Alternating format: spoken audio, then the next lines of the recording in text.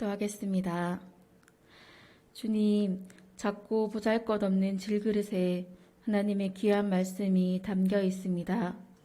말씀을 준비한 저의 약함으로 오히려 하나님의 진리의 말씀이 잘 드러나게 하옵소서. 무엇을 말씀하시는지 저도 성도님들도 잘 듣게 해주시고 깨달아야 할 바를 깨닫게 해 주옵소서. 이 시간을 주님께 맡겨드립니다. 예수님 이름으로 기도드렸습니다. 아멘. 1년에 한 번씩 여기 설 때마다 하나님이 저를 그저 평신도로 부르신 것이 얼마나 감사한 일인지 깨닫게 되는 것 같아요. 그렇지만 이 시간에 주인 되시는 하나님이 오늘 제 입술을 이 시간 주장할 것을 믿으며 다 함께 말씀을 나누었으면 좋겠습니다. 저는 병원에서 일을 하고 있어요. 말을 많이 하는 직업이라서 단어 선택이나 제 목소리 톤이나 이런 것들을 좀 신경 써서 노력을 많이 하는 편이에요. 그런데 여러 사람을 만나면서 이야기를 하지만 말보다 그 사람의 말투나 표정이나 태도, 그리고 가장 중요한 눈빛이 더 많은 이야기를 할 때가 있다는 것을 알고 있습니다. 그래서 오늘 말씀의 주제인 눈빛에 대한 시가 있어서 먼저 읽어드리고 싶습니다. 당신의 눈빛이 내 마음에 꽂히자마자 쿵 소리가 났습니다. 내 안의 것들이 한꺼번에 풀썩 주저앉는 소리였어요. 어떻게 알았죠? 당신은 이미 내 마음을 찬찬히 읽고 있었습니다. 말 한마디 하지 않고서도 상대를 주저앉힐 수도 있고 울릴 수도 있고 살릴 수도 있고, 그리고 무엇보다 깊은 사랑을 전할 수 있는 것이 눈빛인가 봅니다. 여러분은 사랑하는 사람들에게 어떤 눈빛을 보내고 있고 또 받고 있나요? 저는 말씀을 준비하면서 나는 눈빛으로 어떤 대화를 할까? 나는 어떤 눈빛으로 저 사람을 바라볼까? 되돌아보았습니다. 규진이가 언젠가 한 번도 해보지 않은 계란 후라이를 하겠다고 나선 적이 있는데 냉장고에서 그 계란을 꺼내다가 깨뜨렸어요, 바닥에. 계란의 끈적함도 있고 비린내도 나고 바쁜 와중에 막 치워야 되고, 그 순간 규진이와 눈을 마주쳤는데 규진이 눈에는 당황함도 있고 미안함도 있고 엄마한테 혼날까 걱정하는 마음도 있고 그런 두려움이 있었다면 제 눈은 한 가지만 말했을 거예요. 짜증나. 제가 이 말씀을 준비하면서 사실 반성을 좀 많이 했습니다. 여러분은 저보다 더 부드러운 눈빛으로 사랑하는 가족들에게, 사람들에게 사랑의 진심을 전하시길 바랍니다. 오늘 저는 3년을 동거동락하면서 수많은 이야기와 또 마주함이 있었을 베드로와 예수님의 특별한 눈마주침에 대해서 이야기하려고 합니다. 언제나 첫 번째로 불리우던 베드로가 예수님 곁에서 예수님에 대한 사랑을 키워왔고, 그 사랑을 또 베드로는 거침없이 표현해오는 사람이었습니다. 어부의 경험을 뒤로하고 그물을 내렸고 짧은 시간이지만 무리를 걸었고, 가장 먼저 예수님은 살아계신 하나님의 아들이라고 고백한 사람이었습니다. 자의식이 강했던 베드로는 예수님의 사랑에 대한 사랑을 키워가는 것만큼 그 사랑에 대한 자신감도 같이 키워갔을 거예요. 나는 예수님을 사랑해. 다른 누구보다 사랑해. 나는 예수님과 끝까지 함께 할 거야. 많은 사람들의 환호 속에서 예루살렘에 입성하고 또 6월절의 절기를 하루 앞둔 그날 베드로는 굉장히 벅찬 감정 속에 있었을 것 같아요. 예수님이 이 예루살렘에서 어떤 역사를 펼쳐 가실까? 예수님이 다시 세우시는 나라에서 또 나는 어떤 역할을 할 수 있을까? 하는 기대감이 최고조에 달하지 않았을까요? 그런데 그날 예수님은 베드로에게 찬물을 들이붓습니다. 바로 오늘 밤 닭이 3번 울기 전에 네가 나를 부인하리라 라고 말씀하십니다. 이 말씀은 예수님의 베드로의 자존심을 너무 상하게 했어요. 아니, 예수님 어떻게 그렇게 얘기하십니까? 제가 예수님을 어떻게 따랐는데요? 저는 누구보다 잘 아시는 분이 어떻게 그렇게 말씀을 하십니까? 주님, 다 버릴지라도 저는 그렇게 하지 않겠습니다. 라고 얘기합니다. 예수님은 다시 한번 베드로를 정면으로 바라보시면서 단호한 음성으로 내가 진실로 이르노니 네가 달기 3번 울기 전에 네가 나를 부인하리라 라고 말씀하십니다. 베드로는 다시 자기의 심장이라도 내어버릴 듯이 아니요 예수님과 죽을지언정 예수님을 따를 것입니다. 부인하지 않겠습니다. 라고 대답합니다.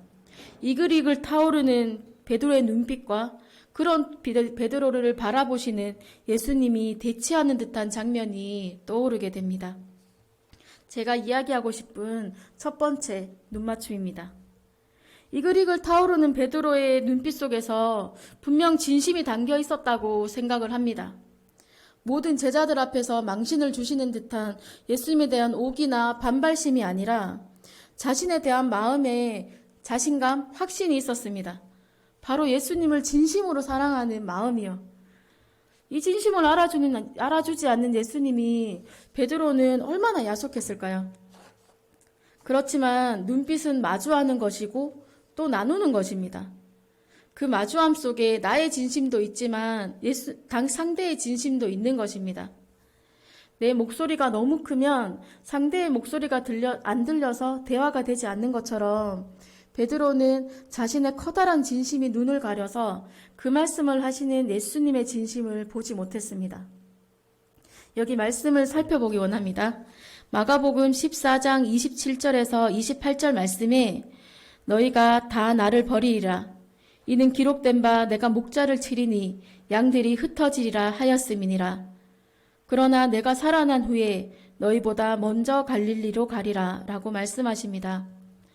예수님은 베드로에게 네가 오늘 나를 부인하리라 라고 단호하게 또 차갑게 말씀하셨습니다. 그렇지만 눈빛으로는 그보다 더 많은 진심을 이야기하고 계십니다. 흩어짐이 있을 건데 그 흩어짐 이후에 먼저 갈릴리로 가서 너를 기다릴게. 나를 부른다는 너의 부인 후에도 제자로서의 너의 실패 끝에도 너의 약함에 놀라 상처받은 그 마음속 깊이에도 이제 네가 끝이라고 생각한 나의 죽음 끝에서 내가 먼저 가서 너를 기다리고 있을게 라고 말씀하십니다. 사람을 낚는 어부가 되라고 말씀하시며 부른 그 갈릴리에서 우리 이야기가 다시 시작될 거야 라고 눈빛으로 말씀하십니다. 서로 마주보고 있었지만 베드로는 자신의 진심에 가려 예수님의 진심을 보지 못했고 보지 못했기에 또 나누지 못했습니다. 예수님이 잡혀가시던 그날 밤에 대부분의 제자가 도망을 쳤어요. 모두가 도망을 갔음에도 베드로는 가야바의 집 안 뜰까지 따라갔습니다. 말고의 길을 자른 것처럼 기회를 봐서 예수님을 구해내고 싶었던 걸까요? 무력하게 사람들에게 둘러싸여 있는 예수님을 보면서 베드로는 어떤 마음이 들었을까요? 나사렛 예수와 함께 있던 사람이라고 이야기하는 한 여종의 말에 나는 네가 무슨 말을 하는지도 모르겠어 라고 말합니다. 죽더라도 예수님과 함께 가겠다고 장담했던 것이 무색하게 한치의 망설임도 없이 즉각 반응합니다. 말씀을 통해 상상되는 베드로의 상황은 많이 살벌해요. 한밤중에 불빛도 없는데 횃불은 위태롭게 울렁이고 험악한 고함이 오가는 군중 속에서 내가 예수님을 만약에 안다고 말했을 때 이 사태가 어떻게 흘러갈지 모르는 거예요. 남들을 신경 쓰고 이목을 즐기고 또 신앙의 기복이 심한 베드로에게 이날의 혼란은 머리 끝까지 가슴속 가장 깊은 곳까지 차올랐을 것입니다.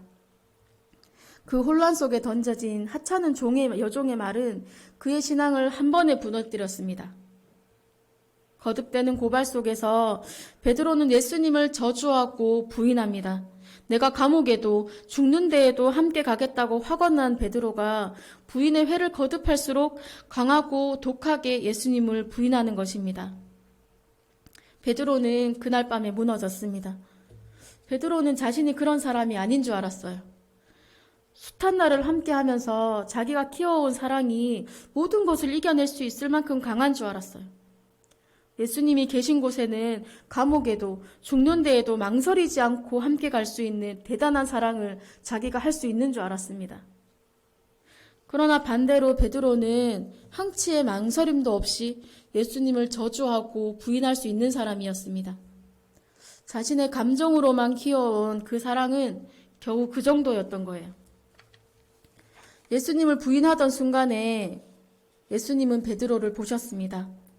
누가복음에는 그가 3번 부인하던 그 순간에 예수님이 그를 바라보고 있었다고 말씀합니다.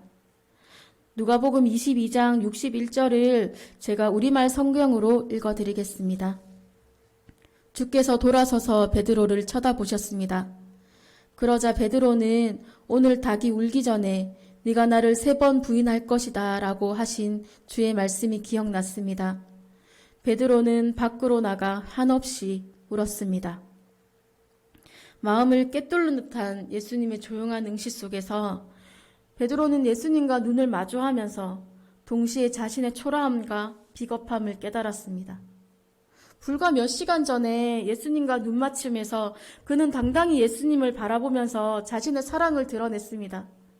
그러나 또 불과 겨우 몇 시간 후에 2번째 눈 마주침에서 그는 차라리 그 속에서 먼지가 되고 싶었을 거예요. 그만큼 쪼그라들었습니다. 자신이 확신했던 사랑이 얼마나 하찮고 쉽게 흔들리는지, 그동안 했던 노력도 믿음도 예수님 앞에서 사랑한다고 했던 고백도 다 거짓말인 것처럼 느껴졌을 거예요. 그런 베드로에게 예수님이 조용히 눈빛을 보내십니다. 아무 말도 하지 않으셨고 어쩌면 어떤 감정도 읽을 수 없는 표정이지만 예수님은 눈빛으로 말씀하십니다. 내가 너의 약함을 안다. 내가 너의 절망을 안다.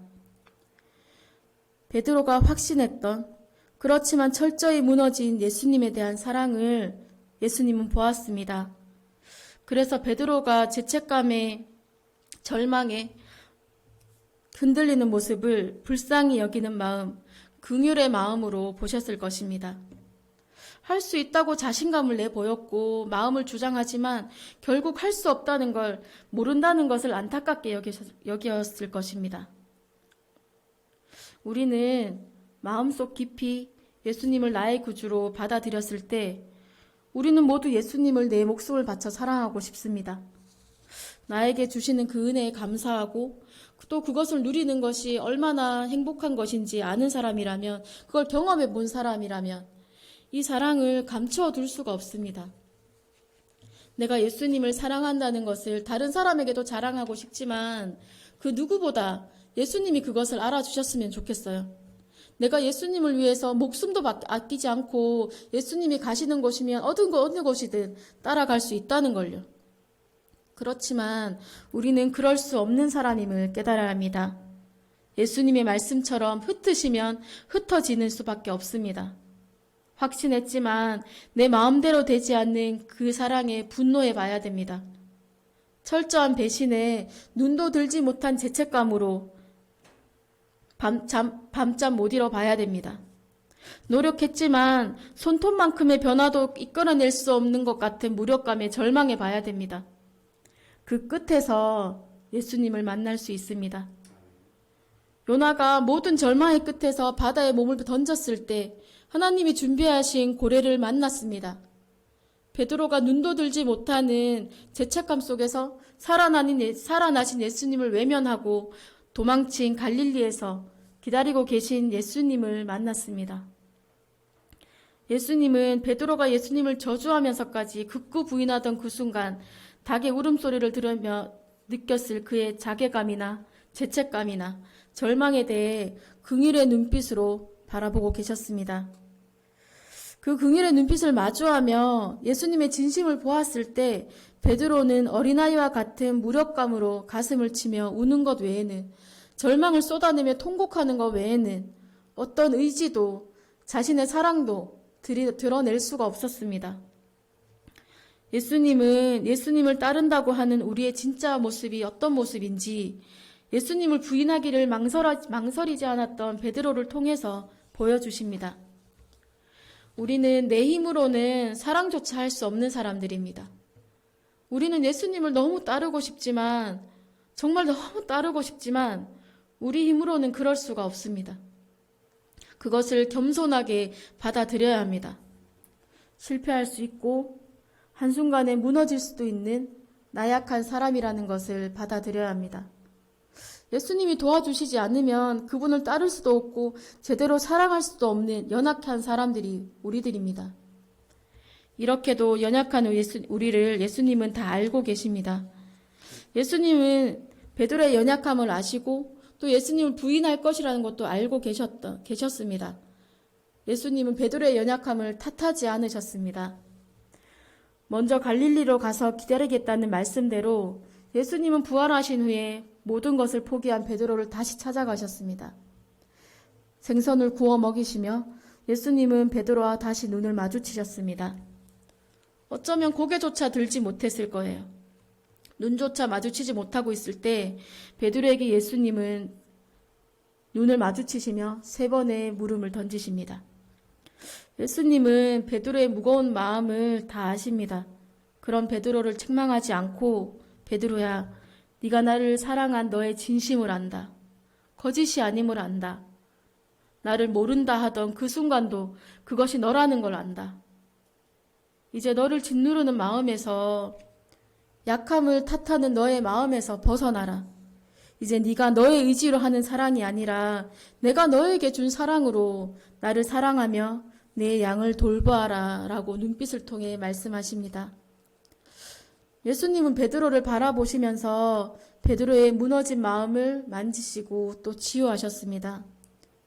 예수님과 대치했던 그 밤에 누구보다 예수님에 대한 사랑으로 자신만만했던 베드로는 예수님의 눈빛으로 말하는 진심에 귀 기울이지 못했습니다. 자신이 가졌다고 확신했던 것들을 모두 잃어버리고 너무도 약한 모습으로 도망쳐 있던 그곳 갈릴리에서 비로소 예수님의 진심을 마주했고 또 그 진심을 나눌 수 있었습니다. 우리 중 어느 누구도 베드로보다 나은 사람이 없다고 생각합니다. 어느 누구도 하나님 앞에서 내 의지로 완벽한 사랑을 이루어낼 사람은 없습니다. 아무리 신앙적으로 강해지려고 내 의지를 들이고 노력을 해도 버릴 수 없는 우리의 교만함, 비겁함, 나약함, 교활함, 찌질함 등이 있습니다. 하나님께서 우리에게 이런 연약함을 허락하신 것은 우리에게 낮아지게 하기 위함입니다. 낮아질수록 우리가 받을 은혜가 커집니다. 낮아져야 낮은 곳에 임하신 예수님을 마주할 수 있습니다. 사랑하는 행복한 교회 성도 여러분, 어떻게 하면 이 약한 나의 신앙을 지킬까 고민하고 기도하고 시도하고 아파하고 또 실패하면서 나의 연약함을 볼 수 있기를 축복합니다. 우리는 연약하기에 기도해야 합니다. 내 형편이 어려워질지라도, 절망하게 되고 혼란스럽게 되더라도, 모든 것이 무너져도 내가 예수님을 따르며 사랑하기를 멈추지 않게 해달라고 기도하는 것입니다. 사랑하는 성도 여러분, 우리가 얼마나 약한 사람인지 아는 사람이 되길 바랍니다. 그 약함을 우리가 감히 알지 못할 정도로 우리는 약한 사람입니다. 그럴 때마다 사랑하는 딸아, 사랑하는 아들아, 괜찮다. 내가 너의 진심을 안다. 너의 약함도 안다. 라고 말씀하시는 예수님의 눈을 바라보시길 바랍니다. 어떠한 상황이 와도 예수님의 도우심을 구하며 예수님과 눈을 맞추어 진심을 나누는 우리가 되길 축복합니다.